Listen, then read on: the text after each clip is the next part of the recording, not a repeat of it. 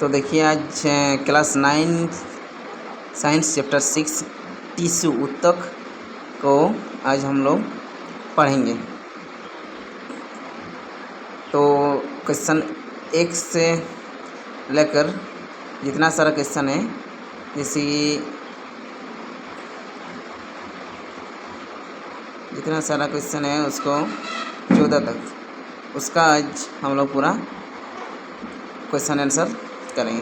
तो क्वेश्चन 1 में क्या है, ऊतक को परिभाषित करें। तो उसका आंसर ये है कि कोशिकाओं के समूह को ऊतक कहा जाता है। कोशिका के इस समूह में उपस्थित सभी कोशिकाएं संरचना तथा कार्यात्मक में एक समान होती है। क्वेश्चन नंबर 2 में क्या है, कितने प्रकार के तत्व मिलकर जाइलम ऊतक का निर्माण करते हैं, उनके नाम बताइए। 4 प्रकार के तत्व मिलकर जाइलम ऊतक का निर्माण करते हैं। ये 4 प्रकार के तत्व निम्नलिखित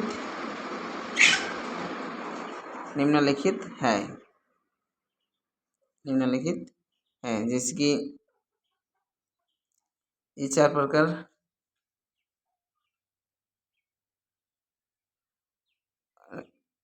एक नंबर में है ट्रेकिड, 2 नंबर में है वाहिका, 3 नंबर जाइलम पेरेनकाइमा, 4 नंबर में जाइलम फाइबर, इसको रेसे भी बोलते हैं। क्वेश्चन नंबर 3 में है, पौधों में सरल ऊतक जटिल ऊतक से किस प्रकार भिन्न होते हैं। तो इसका आंसर है, सरल ऊतक एक ही प्रकार की कोशिकाओं से मिलकर बना होता है। इसमें जीवित कोशिकाएं पाई जाती है, जबकि जटिल ऊतक एक से अधिक प्रकार की कोशिकाओं से मिलकर बना होता है, जिसमें अधिकतर कोशिकाएं मृत होती हैं। तो इसमें समझिए क्या है कि जो सरल ऊतक होता है उसमें एक ही प्रकार की कोशिकाओं से मिलकर बना होता है, इसमें जीवित कोशिकाएं पाई जाती हैं। और जो जटिल ऊतक होता है, जटिल ऊतक में कहते हैं एक से अधिक प्रकार की कोशिकाओं से मिलकर बना होता है, और उसमें अधिकतर कोशिकाएं क्या होता है, मृत होती हैं। क्वेश्चन नंबर 4 में क्या है, कोशिका भित्ति के आधार पर पेरेनकाइमा, कालेनकाइमा और स्क्लेरेनकाइमा के बीच भेद स्पष्ट करें। तो तीनों पर क्या क्या उसके बीच भेद है उसको स्पष्ट करें। पेरेनकाइमा सरल कोशिकाओं का बना होता है जिनकी कोशिका भित्ति पतली होती है।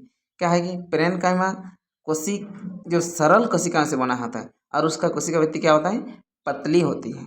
इसकी कोशिका के बीच काफ़ी खाली स्थान होता है, जिसे अंतरा कोशिकीय स्थान कहते हैं।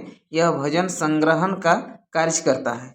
इसकी कोशिका के बीच क्या होता है ना, बहुत बड़ा खाली स्थान होता है, जिससे हम लोग अंतरा कोशिकीय स्थान कहते हैं। यह भोजन संग्रहण का कार्य करता है, जो भोजन संग्रहण होता है उसका कार्य करता है। कालेनकाइमा की कोशिकाएं अनियमित रूप से कोनों पर मोटी होती हैं। इनकी कोशिकाओं के बीच बहुत कम स्थान होता है, अर्थात अंतरा कोशिकीय स्थान नहीं होता है। यह लचीलापन प्रदान करता है। क्या है कि कालेनकाइमा अनियमित रूप से कोनों पर मोटी होती है और इसकी कोशिकाओं के बीच स्थान कम होता है, अर्थात अंतरा कोशिकीय इसमें नहीं होता है, और यह लचीलापन होता है। कालेनकाइमा क्या होता है, लचीलापन होता है। इसे स्क्लेरेनकाइमा ऊतक भित्ति की लिग्निन के कारण मोटी होती है तथा कोशिका के भीतर कोई आंतरिक स्थान नहीं होता, यह मजबूती प्रदान करता है। स्क्लेरेनकाइमा क्या होता है, वो लिग्निन के कारण मोटी होती है तथा कोशिका के भीतर कोई आंतरिक उसका स्थान नहीं होता है, यह बहुत मजबूती प्रदान करता है। क्वेश्चन नंबर 5 में क्या है, रंध्र के क्या कार्य हैं। रंध्र का क्या कार्य है। पत्तियों में पाए जाने वाले रंध्र गैसों के आदान प्रदान में सहायक होते हैं। यह पौधों के अतिरिक्त जल को बाहर निकालने में भी सहायक होता है। इस प्रक्रिया को बाष्पोत्सर्जन भी कहते हैं। पत्तियों में पाए जाने वाले रंध्र गैसों का आदान प्रदान करने में उसका सहायक होता है। यह पौधों के अतिरिक्त जल को, जो पौधों में अतिरिक्त जल होता है उसको बाहर निकालने में सहायता करता है। इस प्रक्रिया को हम लोग क्या कहते हैं, बाष्पोत्सर्जन कहते हैं। क्वेश्चन नंबर 6, तीनों प्रकार के पेशीय रेशों में चित्र बनाकर अंतर स्पष्ट करें। क्या है कि रेखित पेशी का भी एक तो चित्र बनाना होगा और उसके डेफिनेशन में लिखना होगा। और 2 नंबर क्या है, अरेखित पेशी, उसका भी एक तो चित्र बनाना है, फिर उसके बारे में लिखना है। 3 नंबर में क्या है, कार्डिक पेशी का भी एक चित्र बनाना है, फिर उसके बारे में लिखना है। जैसे कि रेखित पेशी, ये पेशियां लंबी एवं शाखाओं से रहित होती है। इन पेशियों को हम अपनी इच्छा के अनुसार गति करा सकता है या उनकी गति को रोक सकते हैं। ये पेशियां सामान्यतः हमारे हाथ और पैर में मौजूद होती है। ये सीधे कंकाल से जुड़ी होती है। रेखित पेशी का क्या होता है, ये पेशियाँ लंबी शाखाओं से रहित होती हैं। इनकी पेशियाँ हम इच्छा के अनुसार उसको गति कर सकते हैं या गति को रोक भी सकते हैं। ये पेशियाँ सामान्यतः हमारे कहाँ कहाँ मिलता है, हमारे हाथ और हमारे पैर में मौजूद होती है। ये सीधे कंकाल से जुड़ी होती है। अरेखित पेशी, अरेखित पेशी क्या होता है, ये पेशियाँ लंबी परंतु इसके सिरे नुकीले होते हैं। अरेखित पेशियाँ हमारी उन गतिविधियों को नियंत्रित करती है जिन्हें हम स्वयं संचालित नहीं कर सकते हैं। ये पेशियाँ हमारे आँख की पतली, मूत्रवाहिनी आदि में पाई जाती है। यह हमारे आंतरिक अंगों की दीवारों में होती है। अरेखित पेशियाँ का क्या समझे, ये पेशियाँ लंबी होती हैं लेकिन इसके सिरे नुकीले होते हैं। आरेखित पेशियाँ हमारे उन गतिविधियों का नियंत्रण करती हैं जिन्हें हम स्वयं संचालित कर सकते हैं। ये हमारी आँख की पलक में, मूत्रवाहिनी आदि में पाए जाते हैं। यह हमारे आंतरिक अंगों के दीवारों में होता है। कार्डिक पेशी, कार्डिक पेशिया का और एक नाम है हृदयक, हृदयक पेशी भी बोलते हैं। कार्डिक पेशियाँ छोटी और चपटे सिरे वाली होती है। ये जीवन भर प्रसार तथा संकुचन करती रहती है। इन्हें अनैच्छिक पेशियाँ भी कहते हैं। ये हमारे हृदय में पाई जाती है, हृदय की दीवारों में पाई जाती है। कार्डिक पेशियाँ जो उसका आकार होता है वो छोटी और उसके चपटे सिरे वाली होती है। ये जीवन भर प्रसार संकुचन करती रहती है। इसे हम लोग क्या होते हैं, अनैच्छिक पेशियाँ भी बोलते हैं। यह हमारे हृदय में पाए जाते हैं और हृदय की दीवारों में भी पाया जाता है। क्वेश्चन नंबर 7 में है, कार्डिक हृदयक पेशी का विशेष कार्य क्या है। जो कार्डिक या हृदयक पेशी होता है उसका विशेष कार्य क्या है। कार्डिक पेशियाँ जीवन भर लयबद्ध होकर प्रसार तथा संकुचन करती है। इनके माध्यम से ही रक्त पूरे शरीर तक पहुंच पाता है। कार्डिक पेशियाँ जीवन भर उसका प्रसार तथा संकुचन करती रहती है। इसके माध्यम से हमारा पूरे शरीर में रक्त का आदान प्रदान या पूरे शरीर तक पहुंचता है। क्वेश्चन नंबर 8 में क्या है, रेखित, अरेखित तथा कार्डिक हृदय पेशियों में शरीर में स्थित कार्य और स्थान के आधार पर अंतर स्पष्ट कीजिए। क्या है कि रेखित, अरेखित और कार्डिक पेशियां जो है हमारे शरीर में उसका स्थित कार्य या स्थान के आधार पर उसका अंतर बताना होगा। तो रेखित पेशी हमारे अंगों को अपनी इच्छा के अनुसार गति कराने में सहायक होते हैं। ये पेशियां हमारे हाथ और पैर में मौजूद होते हैं। और अरेखित पेशी अनेक कार्य जैसे भोजन का पाचन आदि में सहायक होते हैं। यह हमारी आँख की पलक, मूत्रवाहिनी, फेफड़े की श्वसनी, रक्त नलिका आदि में पाए जाते हैं। अरेखित पेशी। कार्डिक पेशी मतलब हृदयक पेशी जीवन भर प्रसार तथा संकुचन करती रहती है। यह हृदय की दीवारों में होती है।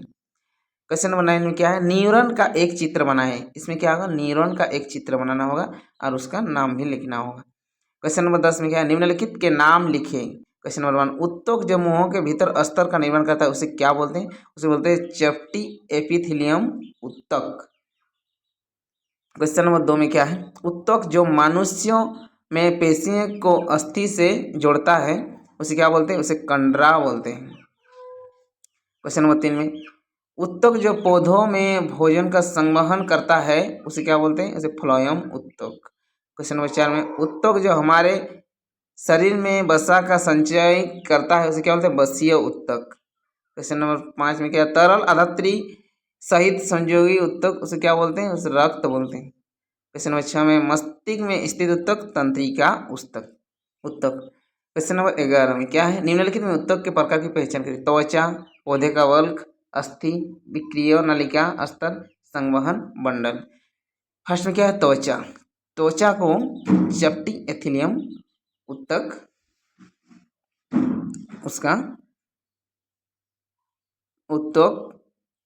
उसका पहचान है। इस पौधों का वल्क सुरक्षा उत्तक, कॉर्क, अस्थि संयोगी उत्तक, विक्रिय नलिका अस्तर से घनाकार एपिथेलियम, संवहन बंडल से फ्लोएम जाइलम उत्तक। क्वेश्चन नंबर 12 में क्या, पेरेन्काइमा उत्तक किस क्षेत्र में स्थित होते हैं। पेरेन्काइमा उत्तक पौधों के कोमल और नर्म भागों में पाया जाता है। यह एपिडर्मिस के नीचे होता है। क्या होता है पेरेन्काइमा, पौधों के जो सबसे नरम या कोमल भाग होता है वो उसमें पाया जाता है पेरेन्काइमा। यह एपिडर्मिस के नीचे होता है, एपिडर्मिस के नीचे होता है। क्वेश्चन नंबर 13 में क्या है, पौधों में एपिडर्मिस की क्या भूमिका है। अभी एपिडर्मिस को समझना है। एपिडर्मिस पौधों के सभी भागों की बाहरी रूप से रक्षा करती है। यह जल को क्षय रोकने के लिए मोम जैसी एक परत का निर्माण करती है तथा परजीवी कवक के प्रवेश से सीधे पौधों की रक्षा करती है। प्रवेश से पौधों की रक्षा करती है। एपिडर्मिस क्या होता है? पौधों के सभी भागों के बाहरी रूप से रक्षा करते हैं, उसका बाहरी रूप से उसको रक्षा करती है। ये जल का क्षय होने के लिए मोम जैसी एक परत का निर्माण करते हैं, मोम जैसे एक परत का निर्माण करता है तथा परजीवी कवक के प्रवेशों से पौधों की रक्षा करते हैं। जो दूसरा परजीवी या कवक जो प्रवेश करता है वो उसका रक्षा करते हैं, इसी को बोलता है एपिडर्मिस। क्वेश्चन नंबर 14 में क्या है? छाल या कर्क किस प्रकार की सुरक्षा उत्तक के रूप में कार्य करता है? छाल की भित्ति पर सुबेरिन नामक पदार्थ होता है जो इन छालों को जल विरोधी बनाता है, जिस कारण यह जल को बाहर आने से रोकती है और इस प्रकार के छाल सुरक्षा उत्तक के रूप में कार्य करता है। इस वीडियो में क्वेश्चन नंबर